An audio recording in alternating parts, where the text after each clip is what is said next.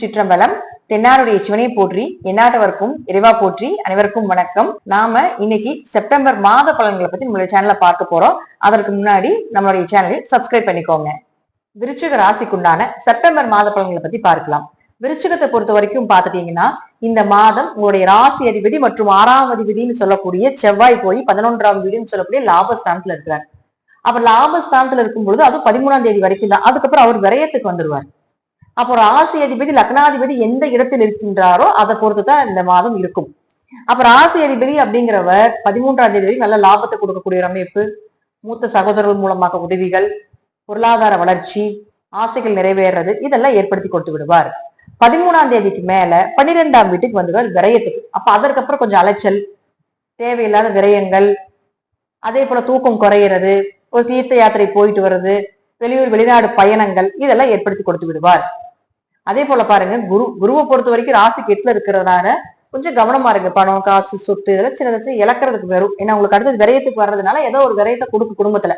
அதனால அதுல கொஞ்சம் கவனமா இருந்துக்கோங்க. இந்த மாதம், இந்த வருடம் முழுவதுமே குரு அங்கதான் இருக்க போகிறார். அந்த 2ஆம் வீட்டை பார்க்கறதுனால விரயம் பண்ணாலும் காசு ஏதோ ஒரு இடத்துல இந்த குரு கொடுத்துட்டே தான் இருப்பார். 2ஆம் இடத்தை பார்க்கின்ற ஒரு காரணத்தினால் மட்டுமே. அடுத்தது சனி. சனியை பொறுத்த வரைக்கும் ஜாதகத்துல வக்ரமாக இருந்தால் வீடு, மனை, சொத்துக்கள், அடுத்த கட்ட பயணங்கள், முயற்சிகள் கை கூடுறது, இதெல்லாம் ஏற்படுத்தி கொடுத்துருவார். ஒருவேளை சனி உங்க ஜாதகத்துல வக்ரமாக இல்லை அப்படின்னா கொஞ்சம் வீடு சார்ந்தது, சொத்து சார்ந்தது, குடும்பம் சார்ந்த விஷயத்துல இதெல்லாம் கொஞ்சம் கவனமா இருந்துக்கோங்க. அடுத்தது பாத்துட்டீங்கன்னா உங்களுக்கு சுக்கிரனை பொறுத்த வரைக்கும் 7 மற்றும் 12ஆம் அதிபதி. இப்ப இருக்கக்கூடிய வீடுன்னு பாத்தீங்கன்னா ராசிக்கு 9ஆம் வீட்டுல 14ஆம் தேதி வரைக்கும் இருக்கிறார். அப்போ 7 9ஆம் வீட்டுல இருந்தால் திருமண வரன் தேடி வர்றது, கணவன் மனைவியிலிருந்து அந்த கருத்து வேறுபாடுகள் விலகுவது, கொஞ்சம் காசு பணம் கையில சேர்றது, கொஞ்சம் சந்தோஷமா இருக்கிறது குடும்பத்தோட, இதெல்லாம் ஏற்படுத்தி கொடுத்துரும். 14ஆம் தேதிக்கு மேல பாத்தீங்கன்னா கேதுவோட சேரப்போகுது. அப்ப 14ஆம் தேதி சுக்கிரன் கேது சேர்க்கையாகி இது பெண் சாப அமைப்பா கொடுக்கும். ரொம்ப கவனமா இருந்துக்கணும். உங்க ஜாதகத்துல பெண் சாபம் ஜாதகமாக இருந்தால், சுக்கிரன் கேது சேர்க்கை ஏற்பட்டு பெண் சாப ஜாதகமாக இருந்தால் கொஞ்சம் ஆண்களாக இருந்தால் பெண்களிடமும், பெண்களாக இருந்தால் ஆண்களிடமும் கொஞ்சம் கவனமா இருந்துக்கோங்க. இந்த சுக்கிரன் கேது அப்படிங்கிறது பாத்தீங்கன்னா கொஞ்சம் செய்யாத தப்புக்குமே தலைவினைவை ஏற்படுத்தி கொடுத்துரும். அப்ப 14ஆம் தேதிக்கு மேல கொஞ்சம் கவனமா இருந்துக்கோங்க. திருமணம் சார்ந்த விஷயத்திலையும், கணவன் மனைவிக்குள்ளையும், அதே போல ஒரு புது வரன் பாக்குறீங்க, ஒரு நல்ல வரன் பாக்குறீங்கன்னா அதுல ஒரு பல முறை யோசிச்சு செய்யறது நல்லது. ஒரு 12ஆம் அதிபதியுமே ஆகுறதால கொஞ்சம் அதற்காக கொஞ்சம் விரயத்தையும் பண்ண வேண்டிய ஒரு சூழ்நிலைகள் வரும். அப்ப 7 12 தொடர்பு ஏற்பட்டா கண்டிப்பாக ஏதாவது வெளியூரோ கொஞ்சமா ஒரு நாள் 2 நாளாவது குழந்தைகள் மனைவியோட வெளியே போயிட்டு வர வேண்டிய ஒரு சூழ்நிலைகளை ஏற்படுத்தி கொடுப்பார். அடுத்தது பாருங்க புதன்.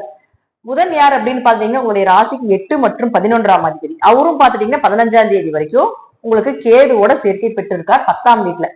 அப்ப ஜாதகத்துல புதன் கேது சேர்க்கை இருக்குதுன்னா சாமியாடுறது, குறி சொல்றது, கை மருத்துவம், சித்த மருத்துவம், இதெல்லாம் இது சேர்க்கை தான். இதெல்லாம் உங்க குடும்பத்துல இருப்பாங்க, அல்லது நீங்க இருப்பீங்க. அப்ப இப்படி இருக்கிறீங்க அப்படின்னா இந்த காலகட்டங்கள்ல புதன் கேது சேர்க்கை இருந்தால் உங்க ஜாதகத்துல கொஞ்சம் கவனமா இருந்துக்கணும். எது ரீதியாக அப்படின்னு பாத்துட்டீங்கன்னா லாபங்கள் ரீதியாக பணம் வர்ற மாதிரி இருக்கும், அப்படி தடைபடும். அது ஒரு 15ஆம் தேதி வரைக்கும் தான்.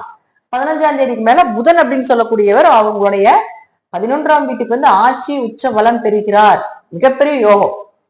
உங்களுக்கு 13ஆம் தேதி வரைக்கும் செவ்வாய் காப்பாத்துவார், 15ஆம் தேதிக்கு மேல புதன் காப்பாத்திடுவார். அப்ப எப்படியும் பாத்துட்டீங்கன்னா இந்த மாசம் பண வரவு, பொருளாதார வளர்ச்சி உண்டு. ஆனா கொஞ்சம் பேச்சுவார்த்தையில, பழக்க வழக்கங்களை கொஞ்சம் கவனமா இருந்துக்கோங்க. புதன் தன்னுடைய சொந்த வீட்டுக்கு வரும்பொழுது ஆசைகளை நிறைவேற்றுறது, அதே போல பாத்தீங்கன்னா உங்களுக்கு புதன் தன்னுடைய வீட்டிலேயே ஆட்சி உச்சம் பெற்று பலமாக இருக்கும்பொழுது சுயமாக சம்பாதிப்பது, அதன் மூலமாக உங்களுடைய கனவுகளை நிறைவேற்றிக் கொள்ளக்கூடிய ஒரு அமைப்பு, இதெல்லாம் ஏற்படுத்தி கொடுத்து விடுவார். அடுத்தது சூரியன். சூரியன் யார் அப்படின்னு பாத்தீங்கன்னா உங்களுடைய ராசிக்கு 10ஆம் அதிபதி கேதுவோட நிற்கிறார். அப்ப கொஞ்சம் தொழில் தடை 15ஆம் தேதி வரைக்கும் இருக்கும். தொழில் மூவ் பண்ண முடியாது, அடுத்த கட்டத்துக்கு போக முடியாது. இருக்கிறது என்னமோ அதை கொண்டு போற மாதிரி இருக்கும். என்னதான் ஹார்ட் எஃபர்ட் போட்டீங்கன்னாலும் அப்படியே ஒரு கொஞ்சம் ஸ்லோவா தான் கொண்டு போவார். அடுத்து 15ஆம் தேதிக்கு மேல சூரியனும் பாத்தீங்கன்னா 11ஆம் வீட்டுக்கு வந்துருவார். அப்ப 10 குடையர் 11. அப்ப தொழில் பாத்தீங்கன்னா உங்களுக்கு 16ஆம் தேதிக்கு மேல கண்டிப்பாக ஒரு வளர்ச்சியை கொடுக்கும், நல்ல லாபத்தை கொடுக்கும், அடுத்த கட்ட பாதைக்கு போகும், நிறைய பேருடைய தொடர்புகளை ஏற்படுத்தி கொடுப்பார். இதெல்லாம் உங்களுக்கு சூரியன் வந்து உங்களுக்கு 16ஆம் தேதிக்கு மேல கன்னிக்கு வரும்போது நடக்கும். அப்ப விருச்சிகத்தை பொறுத்த வரைக்கும் பாத்தீங்கன்னா முழுக்க இந்த மாதம் 14ஆம் தேதிக்கு முன்னாடி என்ன செய்யணும்னு சொல்லியிருக்கிறேன். அதே போல 15ஆம் தேதிக்கு மேல என்ன செய்யணும் அப்படிங்கறதையும் சொல்லியிருக்கிறேன். இது நீங்க கூர்ந்து கவனிச்சு செய்தீர்களானால் இந்த மாதம் முழுவதும் உங்களுக்கு பொற்காலமே.